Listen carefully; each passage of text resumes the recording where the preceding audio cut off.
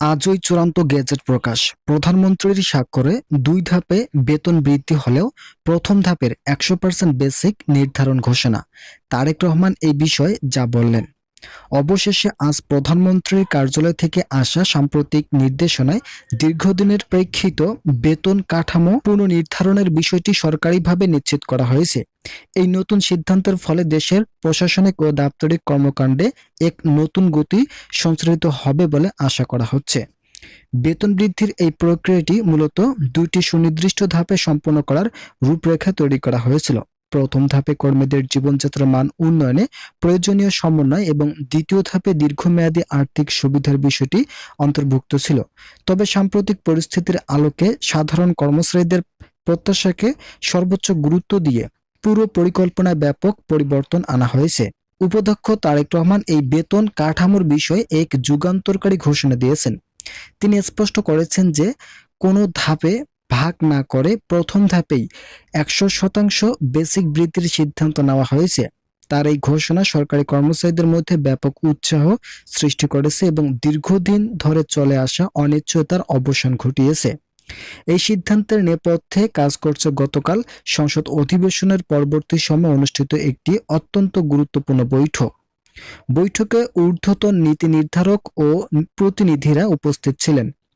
দেশের সামগ্রিক অর্থনৈতিক অবস্থা এবং মুদ্রাস্ফীতির প্রভাব বিবেচনা করে তারা অত্যন্ত সতর্কতার সাথে এই বেতন বৃদ্ধির চূড়ান্ত রূপরেখা তৈরি করেছেন।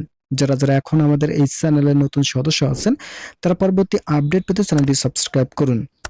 বৈঠকে উপস্থিত থাকা দায়িত্বশীল সূত্রগুলো নিশ্চিত করেছেন যে কোনো ধরনের দীর্ঘসূত্রতা ছাড়াই এই নতুন বেতন কাঠামো কার্যকর করার জন্য প্রয়োজনীয় প্রশাসনিক প্রক্রিয়া এরই মধ্যে শুরু হয়েছে। আজই গেজেট প্রকাশের মাধ্যমে এই সিদ্ধান্তটি কার্যকর করার ফলে সংশ্লিষ্ট সবার বেতনে বড় ধরনের ইতিবাচক প্রভাব পড়বে, যা বর্তমান বাজার পরিস্থিতিতে একটি বড় স্বস্তির খবর।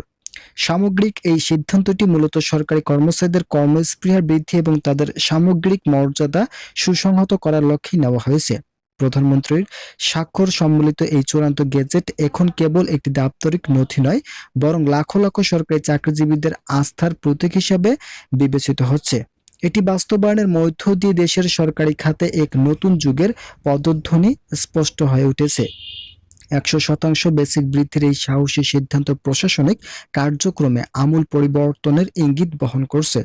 সংশ্লিষ্ট বিশেষজ্ঞরা মনে করেন এই সিদ্ধান্ত বাস্তবায়নের ফলে সরকারি কর্মচারীদের উৎপাদনশীলতা এবং সেবার মান বহুগুণ বৃদ্ধি পাবে, যা শেষ পর্যন্ত জাতীয় অর্থনীতির উপর ইতিবাচক প্রভাব ফেলবে।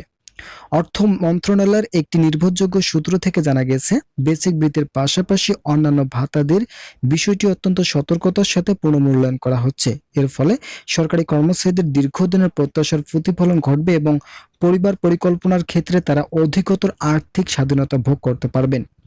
বিষয়টি বাস্তবায়নের জন্য সংশ্লিষ্ট বিভাগগুলিকে দ্রুত কাজ করার কঠোর নির্দেশনা দেওয়া হয়েছে।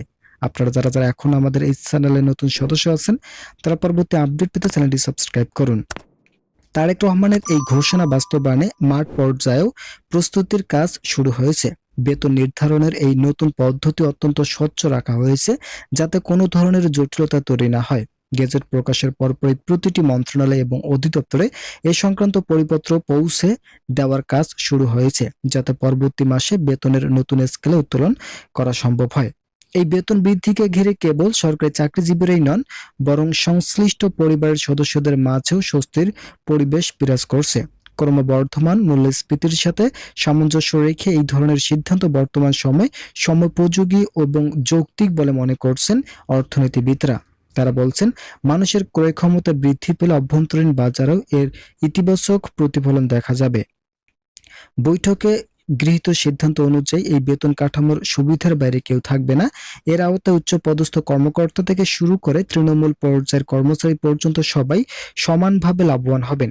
প্রশাসনিক কাঠামোর প্রতিটি স্তরে এই সাম্য বজায় রাখার উদ্যোগ নেওয়া হয়েছে, যাতে কোনো ধরনের বৈষম্য তৈরি না হয় এবং পুরো সরকারি ব্যবস্থা একটি সুশৃঙ্খল পরিবেশ বজায় থাকে। যারা যারা এখন আমাদের এই চ্যানেলের নতুন সদস্য আছেন তারা পরবর্তী আপডেট পেতে চ্যানেলটি সাবস্ক্রাইব করে ভিডিওটি কন্টিনিউ করুন।